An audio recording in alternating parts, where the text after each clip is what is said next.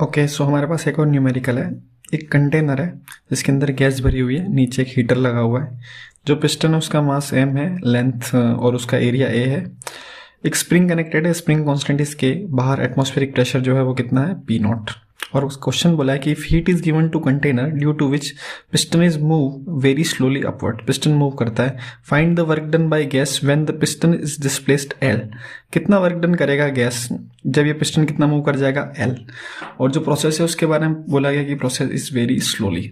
जब भी very slowly word use होता है इसका मतलब कि जो एक्सेलरेशन है वो क्या है, जीरो। या हम बोल सकते हैं कि जो उसकी वेलोसिटी है क्या है, कांस्टेंट।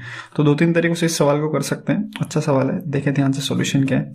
अगर हम इस पिस्टन को बनाएं तो जब अपन इस पिस्टन को बनाएंगे तो देखेंगे ये पिस्टन है और पिस्टन का मास m है, तो नीचे की तरफ एक फोर्स लग रहा है खुद के वेट की वजह से, that is equal to what, mg।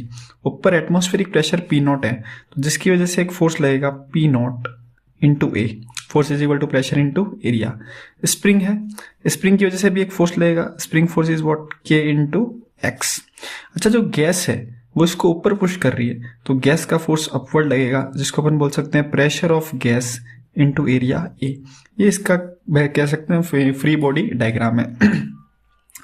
Okay, तो हम थ्योरम लगाएं यहाँ पे, work done by all the forces equal to what, change in kinetic energy. तो कितने फोर्स वर्क कर रहे हैं यहाँ पे चार फोर्स लग रहे हैं। एटमॉस्फेरिक प्रेशर की वजह से फोर्स, स्प्रिंग फोर्स, पिस्टन का वेट, और force exerted due to gas.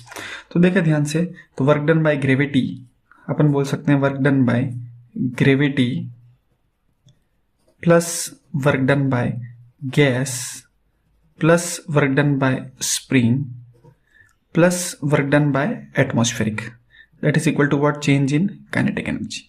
अब वेरी स्लोली प्रोसेस हो रहा है, इसका मतलब अपन को पता होता है चेंज इन काइनेटिक एनर्जी कितना है, जीरो। वेलोसिटी क्या है, कांस्टेंट। तो ये टर्म जो है इस साइड ये कितना हो गया है, जीरो। फर्दर देखें, work done by gravity. Work क्या होता है, फोर्स इनटू डिस्प्लेसमेंट।